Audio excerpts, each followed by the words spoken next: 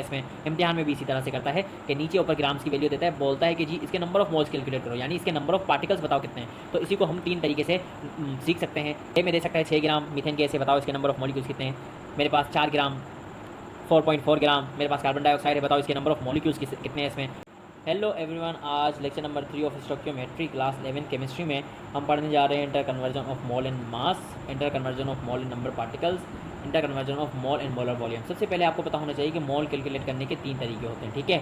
अब हमेशा आपको मोलर मास तो नहीं देगा, जैसे फॉर एग्जांपल कल की एग्जांपल में पढ़ा था कि इसका CH4 का एटॉमिक मास होता है 16, उसी को हम अगर मॉलिक्यूलर मास होता है 16, उसी को अगर हम ग्राम में एक्सप्रेस करें यानी उसका मोलर मास 16 ग्राम, उसमें वो कहलाता है 1 मोल। उसके अंदर 6.02 × 10⁻23 मॉलिक्यूल्स आते हैं किलो CH4 के। फॉर एग्जांपल 44 ग्राम ऑफ 44 इसका मॉलिक्यूलर मास है, अगर उसी को ग्राम में लेंगे तो 44 ग्राम उसका मोलर मास कहलाएगा। अगर उसी मास को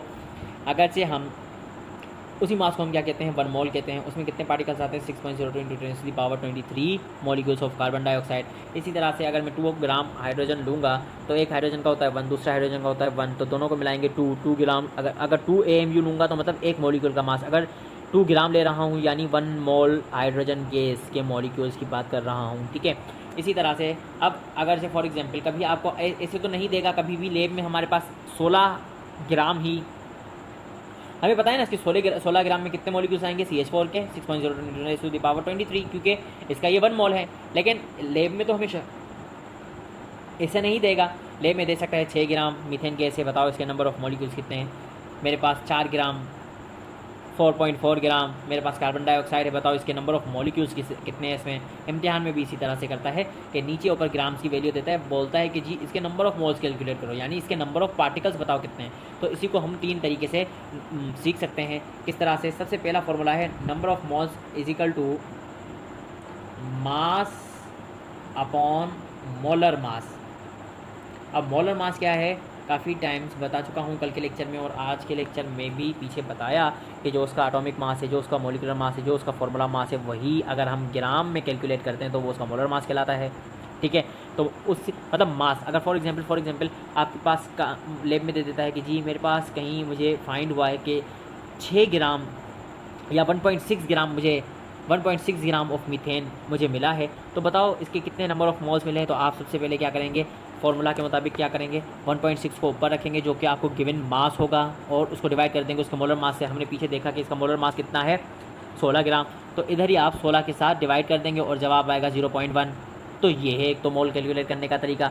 सेकंड कौन सा है, inter conversion of mole and number of particle. जैसे फॉर एग्जांपल हमेशा आपको इस तरह से तो नहीं देगा कि मास अपॉन मोलर मास वाला फॉर्मूला यूज़ करवाए, कभी आपको इस तरह से भी बोल सकता है यार मुझे इस जगह पे जो सोडियम है, सोडियम यानी है सोडियम एटम है, ठीक है ना, सोडियम के मुझे मिले हैं इतने इतने पार्टिकल्स। जैसे फॉर एग्जांपल मुझे मिले हैं 1.02 × 10⁻22 एटम्स ऑफ सोडियम, सही है। फॉर एग्जांपल कुछ भी सवाल में बोल सकता है कि जी मुझे इतने एटम ऑफ सोडियम मिले हैं फला जगह पे, बताओ तुम इसके नंबर ऑफ मोल्स कैलकुलेट कर सकते हो। तो आप कहेंगे जी हाँ कर सकते हैं। कैसे, number of moles is also equal to, पहले तो हमने मास अपॉन मोलर मास पढ़ लिया, दूसरा किसके बराबर होता है, नंबर ऑफ गिवन पार्टिकल्स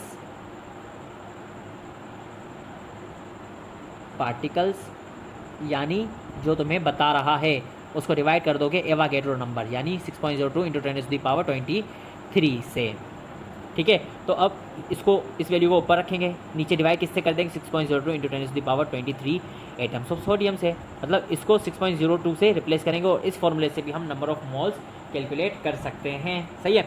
अब इसके अलावा और क्या कर सकता है, inter conversion of mole and molar volume. देखो कभी कभी ये भी बोल सकते हैं, अब आपको ये भी पता होना चाहिए नंबर ऑफ मोल्स तीसरे तरीके से किस तरह से कैलकुलेट करते हैं। तो याद रखना number of moles is also equal to given volume, मतलब जो तुम्हें पता है, for example given volume upon molar volume. अब सबसे पहले तो आपको पता होना चाहिए मोलर वॉल्यूम होता क्या है। मोलर वॉल्यूम क्या होता है, मोलर वॉल्यूम दरअसल कहते हैं इस वाले वॉल्यूम को 22.4 क्यूबिक डेसीमीटर। मतलब किसी भी गैस का 1 मोल अगर लेंगे किसी भी गैस का दुनिया में तो वो कितना वॉल्यूम ऑक्यूपाई करेगी 22.4 क्यूबिक डेसीमीटर, ठीक है। उसी को हम क्या कहते हैं मोलर वॉल्यूम। मतलब एक मोल अगर किसी का भी 1 मोल लेंगे तो वो कितना वॉल्यूम ऑक्यूपाई करेगा, इसी को कहते हैं मोलर वॉल्यूम। तो हर किसी का जो जब भी किसी भी चीज़ का 1 मोल लेते हैं ना, तो वो 6 पॉइंट मतलब एटम्स का, गैस के मॉलिक्यूल्स का, किसी का भी, तो वो कितना वॉल्यूम ऑक्यूपाई करता है 22.4 क्यूबिक डेसीमीटर। ठीक है, तो अगर फॉर एग्जांपल आपसे कहे कि एक गैस है जिसका वॉल्यूम जो वो ऑक्यूपाई कर रही है वो है 11.2 क्यूबिक डेसीमीटर, इतना वॉल्यूम ऑक्यूपाई कर रही है, बताओ कि इसके नंबर ऑफ मोल्स कितने हैं। तो आप सबसे पहले क्या करेंगे, ये गिवन वॉल्यूम दिया गया है, ठीक है, इसे डिवाइड किससे करेंगे, जैसे इसको तुम सबसे पहले लिखोगे इसकी जगह पे, गिवन वॉल्यूम की जगह पे 11.2 क्यूबिक डेसीमीटर और नीचे लिख दोगे मोलर वॉल्यूम मतलब 22.4 क्यूबिक डेसीमीटर से क्यूबिक डेसीमीटर को कैंसिल कर देंगे और इन दोनों को जब हम डिवाइड करेंगे तो वैल्यू आएगी 0.5 और नंबर ऑफ मॉल्स का यूनिट क्या होता है, मॉल। ठीक है, तो मुझे उम्मीद है कि आपको ये तीनों फॉर्मूला समझ आ गए होंगे। अब हमेशा इम्तिहान में इसी तरह से नहीं देगा, कभी कभी आपको बोलेगा कि मैंने एक चीज़ हासिल की है जिसका नाम है क्लोरीन, सही है, या मीथेन की एग्जांपल ले लेते हैं, CH4 की एग्जांपल लेते हैं। अगर आपसे कहता है कि मैंने उसके नंबर ऑफ मॉल्स कैलकुलेट किए हैं, किसके, मेरे पास जो नंबर ऑफ मॉल्स हैं मीथेन के वो है 0.1, जैसे आपको इस प्रॉब्लम में क्या दे रहा है 0.1 मॉल, उसके मॉल दिए हैं। फॉर एग्जांपल मास अभी तुम्हें नहीं पता, ठीक है ना, ये वाली वैल्यू तुम्हें नहीं पता।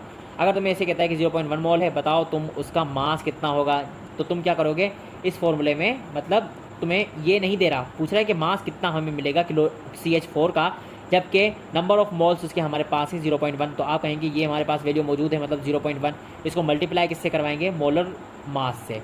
मोलर मास इधर डिवाइड कर रहा है, उधर जाके क्या करेगा मल्टीप्लाई, तो CH4 का कितना होता है मास 16 ग्राम, इसको इजिकल टू कर दो मास को अकेला छोड़ दिया तो तुम्हें मास की वैल्यू पता चल जाएगी। अब जैसे फॉर एग्जांपल अगर तुम्हें नंबर ऑफ़ पार्टिकल्स मालूम करवाता है किसी चीज़ के, तो तुम्हें मोल दे देगा, जैसे बोलेगा कि मैंने किसी चीज़ का, जैसे सोडियम का 0.1 मोल मेरे पास सोडियम का है, इसकी प्रॉब्लम्स हम कल को करेंगे, ठीक है ना, नेक्स्ट लेक्चर में। तो तुम किस तरह से करोगे कि नंबर ऑफ़ गिवन पार्टिकल्स को अकेला छोड़ के इसको उधर जाके मल्टीप्लाई करवा दोगे, और इसी तरह से सेम गैसेस के लिए भी, ठीक है।